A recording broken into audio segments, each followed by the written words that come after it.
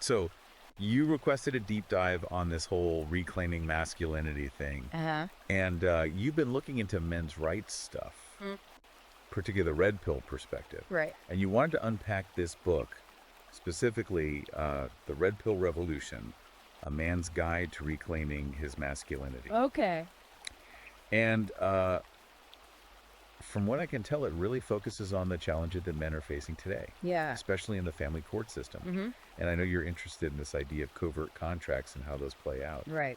So let's see what this book has to say about all of that Sounds good. and whether there are any insights we can pull out for you. Absolutely. Yeah. Well, it's fascinating how this book kind of jumps right into the fire. Oh, yeah. The author, Conrad Riker, Okay. he uses some pretty strong language, you know? Oh, really? He compares the family court system to a modern-day Inquisition. Wow. And he argues that it's basically designed to extract resources from men. He doesn't pull any punches, does he? Not really, no. I mean, just look at some of these statistics he throws out there. Oh, yeah. He talks about the average child support payment being over $1,100 a month, alimony lasting for decades. Right. He even mentions cases where men have been driven to bankruptcy because of divorce settlements. Yeah, it can be devastating. It's crazy. And that's just the financial piece, you know? Right. Riker also argues that there's this rush to judgment in family courts Oh, really? where speed is prioritized over a fair examination of the evidence. Interesting. You know, a really thorough examination. So how does this connect to the whole idea of covert contracts that you were talking about? Well, Riker suggests that the family court system operates on a lot of unspoken assumptions Uh-huh.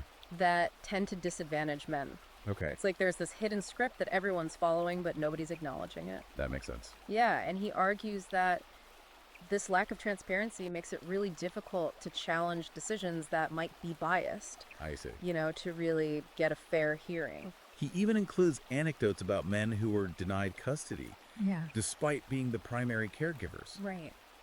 It almost feels like he's saying that fatherhood is being systematically devalued. Well, that's a key theme that runs throughout the book. Right. Riker argues that men are caught in this double bind, Mm-hmm. where they're told to embrace traditional masculine traits like strength and assertiveness, Right. but then they're shamed or ridiculed for actually exhibiting them. Yeah, it's like society is sending these mixed messages about what it means to be a man these days. Exactly. Yeah. And Riker introduces this concept of the soft man, Okay. who's basically been stripped of his traditional masculinity. Interesting. He's concerned about this decline in male leadership and purpose. Mm-hmm. And he ties this back to the erosion of traditional gender roles. So it sounds like he's making a connection between these societal shifts and what he sees as a crisis of masculinity. Oh, absolutely he is. Yeah. And he even points to the rise of feminism and Marxism as factors that have contributed to this shift. So for Riker, reclaiming traditional masculinity is about more than just personal fulfillment. It seems that way. It's about pushing back against these larger ideological forces. Right. Wow. And he really emphasizes the importance of men stepping up, Okay. embracing their roles as providers, leaders, and fathers. And this all ties back into the family court system, right? It does. He seems to see that as kind of a key battleground in this larger cultural war. Definitely. He argues that family courts often fail to recognize the importance of involved fatherhood for children's well-being. He's got some pretty strong opinions about shared custody, doesn't he? He does. He advocates for shared custody to be the default, arguing that it's in the best interest of the children to have strong relationships with both parents. I see. You know, he sees the current system as biased against fathers, Okay. and he believes it needs a major overhaul. Pretty radical stance. It is. Wow. Yeah, he's definitely not pulling any punches. So we've talked about the financial burdens, the rush to judgment, and this idea of a hidden script, Right. and now this concept of the soft man and the erosion of traditional gender roles.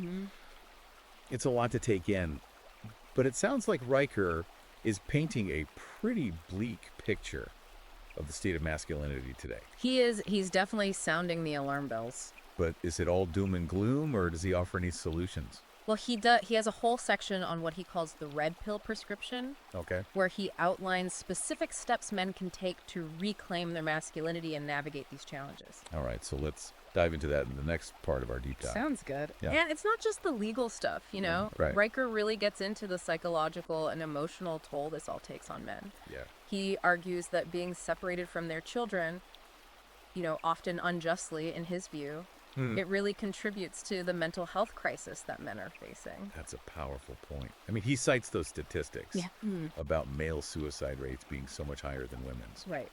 And he links that, at least in part, to this sense of loss and alienation that a lot of fathers are experiencing. Absolutely. And he goes on to say that men are often told to just man up, Oh, yeah. you know, like suppress their emotions, Right. which just makes the problem worse. Of course.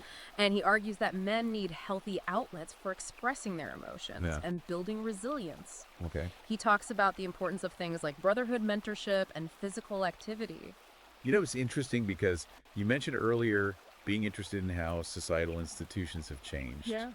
And Riker really seems to believe that men need to create their own support systems, almost like a counterculture, to push back against these harmful societal messages. Yeah, it's like he's calling for a return to a more traditional sense of masculinity, Okay. where men support and guide each other. Exactly. And this leads into his whole call to action, right? It does. He doesn't just want men to sit around and complain about the situation. Yeah. He wants them to actively reclaim their masculinity. Yeah, absolutely. He lays out several concrete steps that men can take. Like what? Well, he's a big advocate for physical fitness. Okay. Not just for the physical benefits, but for the mental toughness and discipline it cultivates. It's like he sees physical strength as a metaphor for reclaiming a sense of agency and control in your life.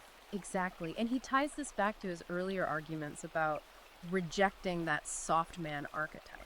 You know, he wants men to embrace those traditional masculine values of strength, resilience, and leadership. And of course, this all connects back to his views on fatherhood. Right. He believes that men need to fight for their right to be active and involved fathers. He's very critical of what he sees as a bias against fathers and family courts. And he argues that men need to be aware of these covert contracts that he believes are at play. Right. He encourages men to really understand their legal rights, to advocate for themselves, and to challenge the system when necessary. He even dedicates a whole chapter to what he calls spectral evidence, where he talks about the complexities of custody battles and how children's testimony is often used against fathers. Right. It's pretty intense stuff. It is. He argues that children can be easily influenced or manipulated, Yes. especially in high conflict divorces. Sure. And that their statements should be treated very carefully. Okay. He believes that parental alienation is a real problem, Mm-hmm. and he offers some strategies for fathers to protect themselves. It sounds like he's saying that men need to be proactive and strategic in navigating the family court system. Absolutely. It's not enough to just be a good dad.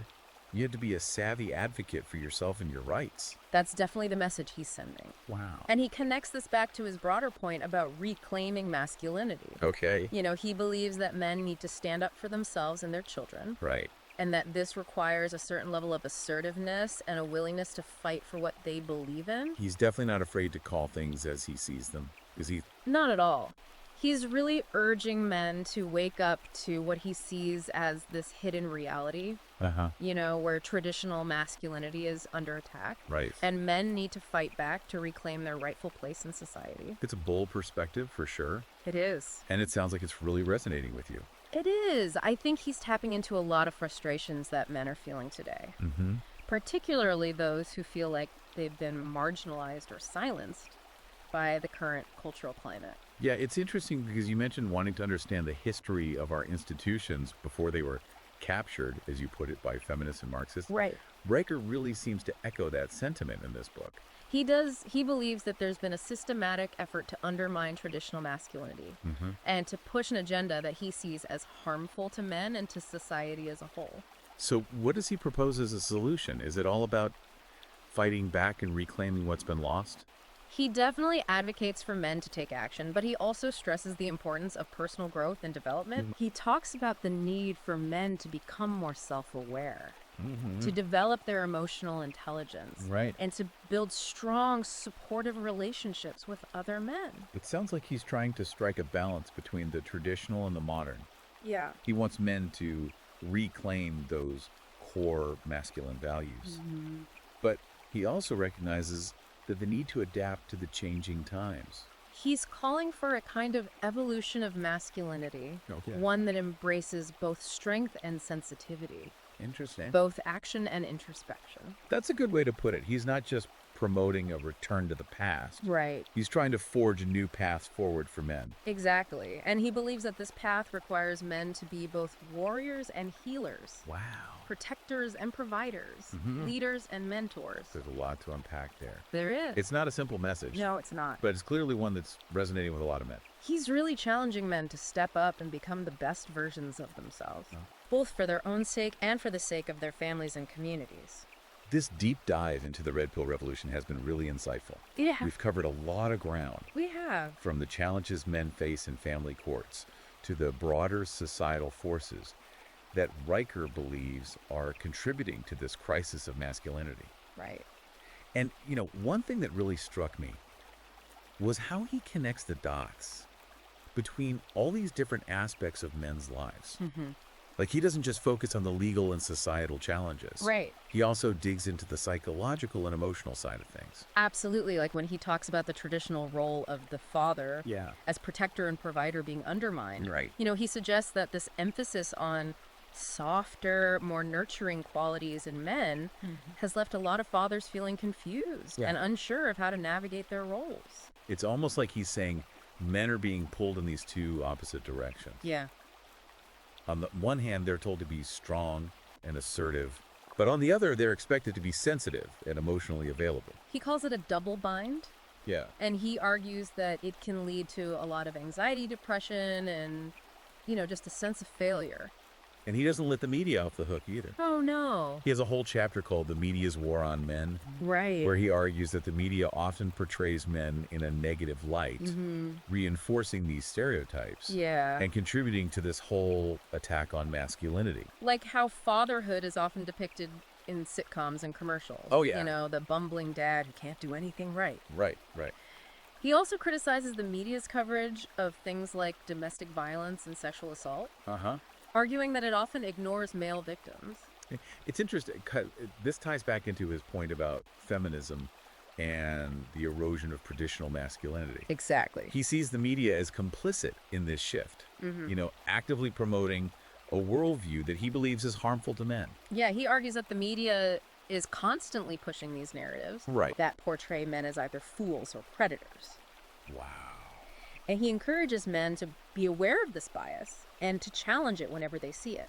So it's not enough to just be aware of these covert contracts in your personal life, No. like in the family court system. Right. He's saying you need to be aware of them on a societal level as well. Absolutely. And he goes even further. Really? He suggests that men should actively support media outlets Okay. that offer a more balanced perspective. Interesting. And, even create their own content Wow. that celebrates positive masculinity. It's like he's calling for a complete paradigm shift, Yeah. a red pill revolution, where men take control of the narrative Right. and present a different image of masculinity to the world. He's definitely advocating for men to be more proactive Okay. and reclaim their voices in the cultural conversation. It's a powerful message. It is. And it's clearly resonating with a lot of men who feel like they've been unfairly portrayed and stereotyped. I think it taps into this deeper desire for meaning and purpose that a lot of men are searching for today.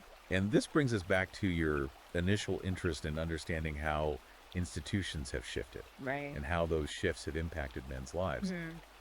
Riker's book really seems to offer a framework for understanding those changes. It does. And he doesn't shy away from offering solutions, He doesn't. even if they're controversial. He's not afraid to challenge the status quo. Yeah. And whether you agree with everything he says or not, All right. I think his book raises some really important questions. It's definitely been a thought-provoking deep dive for me. Absolutely. And I hope it's given you some valuable insights into the red pill perspective and the challenges that men are facing today. It has. If you want to explore these ideas further, Yeah. you can find The Red Pill Revolution on Amazon, Kindle, and Google Play Books. It's definitely worth a read. All right, well, thanks for joining me on this deep dive. It's been a pleasure. And until next time, keep those covert contracts in mind. And keep questioning everything.